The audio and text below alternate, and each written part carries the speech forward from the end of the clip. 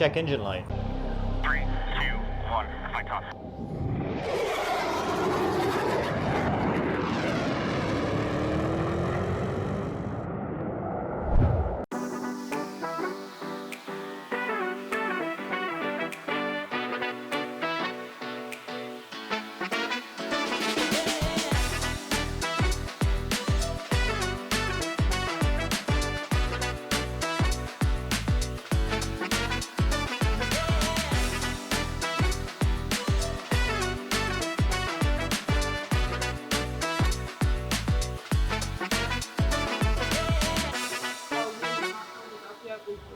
Four miles.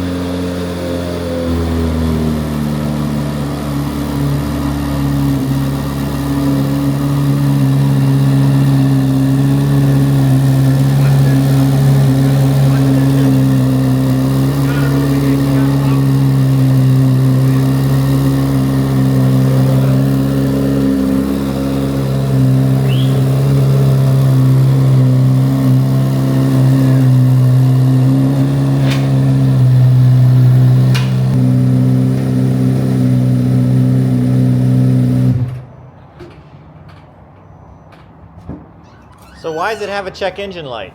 Sorry? Why does it have a check engine light?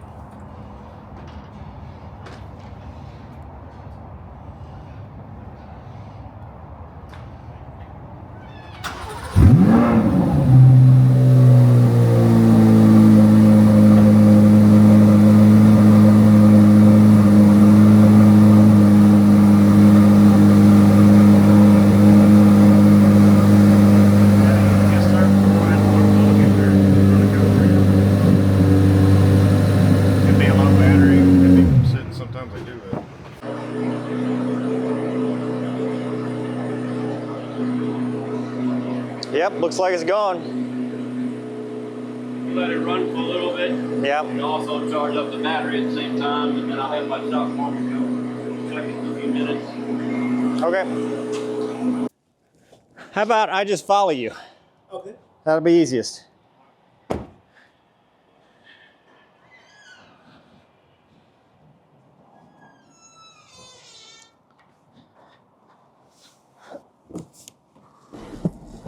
Oh, God. Very nice. I'm not that tall.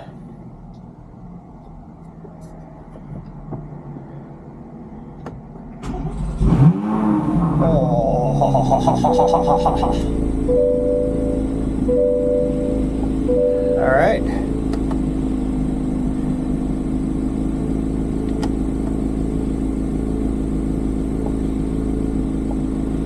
Okay.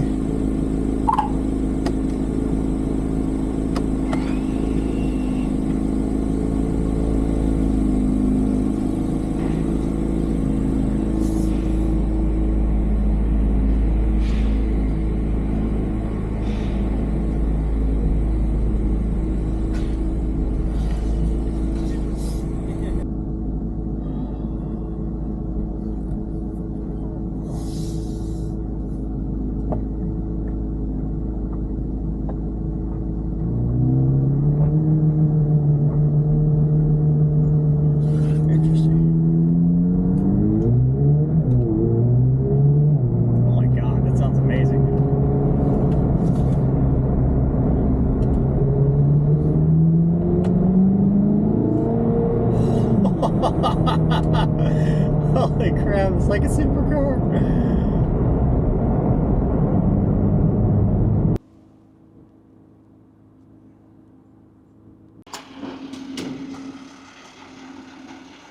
That's it, Harvey. All right. Appreciate you, man. Thanks. Thank you. You guys are awesome. You treated me well. Now it's time to get out of here. Okay, man. Get home. All right, be careful on the highway now. All right, appreciate you. Thank See you, ya. man. Take care. All right, let us get out of here, go home, go get Luna. Oh. That sounds amazing. However, it's very weird not to have to put the clutch in. That part's weird.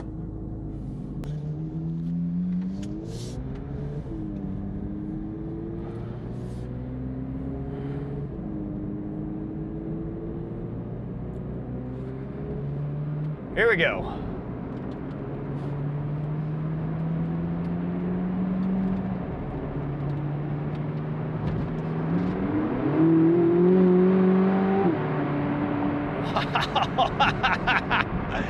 Oh, that's so cool. That sounds amazing.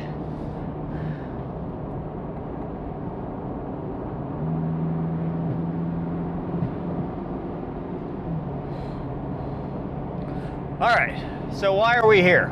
I guess it's time for an explanation. I don't know if I don't owe anybody an explanation, but yes, I kept the ZR1, so I'm a 2 Corvette household, which probably seems a little excessive. It is excessive, I understand that. So I went back to the airline in the summertime, and wide body first officer started saving money because I thought I was going to be racing at Daytona, and as you know, I tried in 2022 unsuccessfully. I passed the test, and I thought, okay, I'll go race at Daytona, but we could not find sponsors in time, and it just didn't work out. This year, we tried finding sponsors again, had a lot of help from a lot of cool people, and could not square the corner. So this year, I came off my leave of absence with the airline and was like, I'm gonna self-fund this thing. I don't need sponsors because it's just, you know, who else can you rely on but yourself? It was happening on my birthday, so I was like, this is the year it's gonna happen. And put the money together, contacted Bobby. Bobby's like, deal, let's go do this. And then he's like, well, hold on, let's see if ARCA approves. And we could not get approval from ARCA. Went to a different team, and they tried, same answer. They said that they looked at my resume. I've got a bunch of road race experience. I've got some dirt track experience. I've got some racing schools at Atlanta and Rockingham in stock cars. I've got racing schools in road racing. I'm a fighter pilot. I've got a lot of life experience, but I don't have enough short track experience. And so we could not make that work. Bobby tried again. One last final heave, like, hey, look, you know, if he races another road race, because these races I was doing, I did Daytona and it had 140 cars on the track, or 120 or whatever it was. And arguably, that's more difficult than super speedway racing. And Bobby, who's won Daytona 7 times, is like, I don't understand what short track racing has to do with running the super speedway. It just doesn't, like, why, that's an arbitrary requirement. And the problem was they couldn't say how many. They were like, you need more short track experience. Well, how many races? We don't know. Well, how are you gonna know? What is that gonna tell you, and with what series? And there just wasn't an answer. So unfortunately, I said, Bobby, thanks for trying. It's not gonna work out.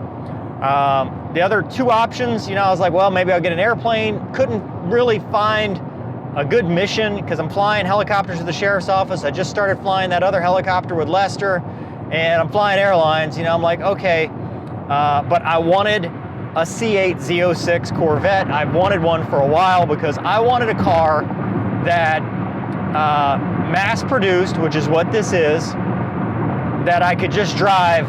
And yes, it's very expensive, but it's a supercar, and I want to keep the ZR1 because the ZR1, what happened with the ZR1, I still have it, I love driving it, I drive it once or twice a week. It became a collector car. It's the last front engine, manual transmission Corvette ZR1 ever built. And it was something I didn't want to take to the track because if you ball it up, it's not for resale value, it's just you couldn't build another one. And that car's got meaning for me. So I was like, I want to get another a Z06 because, I just like it. And so I started looking around and really didn't find anything that I liked. I made an offer on our local dealership and they scoffed at me. They said, 10 grand off MSRP, no way.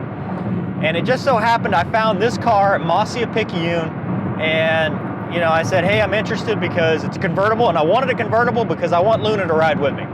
You know, I want to be able to take Luna just driving around with the top down, you know, and not having to worry about the Targa and all that stuff.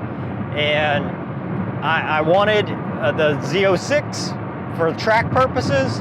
Didn't really care about Z07. In fact, I think Z07 might be a detractor just because of expendables on the track, but I just didn't, I didn't know, you know, so I contacted them. They said, well, we're doing this deal, you know, $5,000 off. I'm like, not really interested. And they said, well, what would you be interested in? I said, you know, $10,000 off MSRP. And they came back initially, said no, and I said, okay, thanks for your time. And then they emailed me back and said, when can you come pick it up? And it was that easy. And I was just in and out of the dealership in an hour. So, you know, kudos to them. They upheld the deal. They waited for me because it took a while to, you know, it's a lot of money to move around. And they were very accommodating to me. So, you know, really cool of them to be like that. So I've never driven a Z06. This is my very first Z06 drive. I've seen one at the dealership, but never driven one. And so far, you know, I mean, obviously there's a lot of like, I just bought a car, so I'm kind of got that endorphin rush. But so far, this thing is awesome. It's weird. I keep wanting to push the left pedal in. That's going to take some getting used to, but I still have the ZR1, and I still have racing with Battle Scarred Motorsports to scratch that itch as well. As far as the car initial impressions, the exhaust, that flat plane crank sounds amazing. It sounds like a race car. It's a different kind of race car, but it sounds like a race car. The cockpit, it feels like a cockpit. You know, I feel like I'm kind of in a fighter. It's really loud, which I'm surprised at how loud it is. I thought these were more refined. It actually sounds noisier than my ZR1. But that's probably just because it's a convertible. But it's a really cool car, and it drives. I mean, the handling so far is just amazing. The acceleration, obviously I've got, you know, break-in time. I've got 1,500 miles before I can take it to the track, so it's gonna be a while. Next week, it's gonna go to my friends at Dipnotic Detailing and get the paint protection film put on the front so that I can take it to the track and not worry about it. And I've got a cover for the passenger seat for Luna, but this is obviously superior for a dog hair because you see back here, there's just a wall. In the coupe, it's that whole hatch back there, I'd have hair everywhere. That's why I don't put Luna in the back or in that Corvette. So I think this is gonna fix the mission. The only downside, my Yukon's gonna have to go outside. It's not gonna be able to be parked in the garage anymore, but it's a truck, so that's where it should be parked. But I mean, that's where we're at. Is it a midlife crisis? No, I've been driving Corvettes since I was, you know, a teenager. So, you know, I've always been a Corvette fan. I was talking to them. This is number, 94. I had a 94 Vette. I had a 2002 Z06. I had a 2012 Grand Sport. I had a 2009 ZR1. And then I had a 2016 Z06. I have a 2019 ZR1. So maybe I'm missing one, but this is number 7 or 8. So, I mean, I've been a Corvette guy my whole life, my whole driving career, and I love them, and I can't wait to do stuff. I know I'm behind on, you know, content-wise. I don't expect these videos to do well. I'm still gonna share them. Maybe we'll do Sunday drives and just talk about stuff, but, you know, I know that the algorithm punishes anytime you go outside of that, but if you remember, my very first video creating this channel was me buying the Z01, and then I did a video of me buying the ZR1. So we're still gonna have car content. I think fighters are cool. I think helicopters are cool. I think cars are cool. And I think this is a fighter pilot car. The ski slope here, I talked a lot of trash about it when the C8 first came out. I'm on the fence. I like it, I don't like it. A little bit of both. I'm kind of both ways. I do feel like I'm in a fighter cockpit though, which is crazy and it's cool. So, you know, I feel like the car is hugging me, and you know, that this is just like, you know, flying an F-16 where you wear the car and you don't feel like really anything but the car's extension of you. I love the forward visibility over the frunk. I think that's amazing. When it gets warmer, I'll put the top down. Right now it's 50 degrees and I'm a Louisiana boy and that's way too cold, so absolutely not. But we've got some time to break it in, got some driving to do, so I plan on driving this a significant amount more than the ZR1, because you know it's a mass production car. It's not as special as the other car, but so far I'm really happy with it. I can't wait to get the car home. You know, if we want to talk other stuff, I'm still flying, you know, the 787, so I'll doing that. I've got some other projects I'm working on that I'm hoping to be able to share with you in the future. Kind of TV films kind of stuff. I've got a new book that's coming out called Project Virtus. I would like to traditionally publish it, but I may self-publish it, and then, you know, once we do that, I'll talk about pre-orders and stuff. Or hey, by the time this video comes out, we might be eligible for pre-order. I don't know. But it's a science fiction book. It's a 3-book series up front. So I've already halfway through the 2nd book. I'm really excited about that. You know, just branching out, but you know, maybe we'll just drive around, do car talks. I don't know, but let me know in the comments what you think. Let me know, you know, what you think about the Z06. I really think this is an awesome car. I think Chevrolet did an amazing job with it. I've said that from the beginning. I mean, the fact that it exists, I hope I'm not one of the ones that has some of the issues that other people have had, like the transmission and the flat plane crank stuff, but it's under warranty if it is. You know, I'll take it to the track and find the limits and go from there. You know, they'd had that check engine light. Check engine light turned out to be nothing. It was just because of low voltage, because it's been sitting for a while. So, yeah, that's it. So, hope you guys enjoyed this episode. Thanks for watching. Can't wait to share more. We'll see you next time.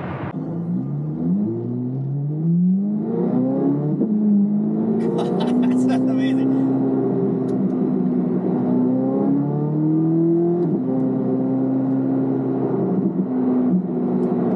That sounds incredible. That's track mode, so the exhaust is open.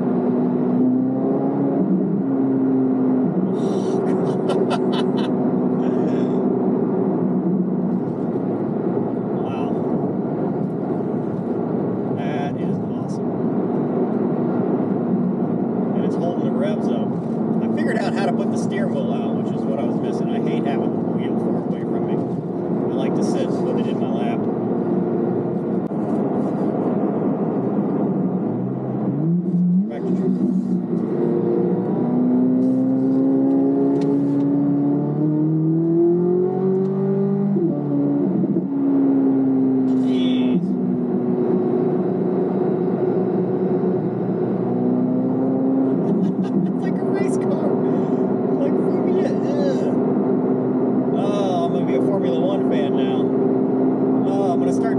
Metric. Yeah, this is a fighter pilot's car. It's downshifting too. It's got a rev limit because it's not broken in. Oh my God, this thing's amazing. It's a supercar. That's what it is. I was, wow. And if that's this, what's the ZR1 gonna be? Incredible.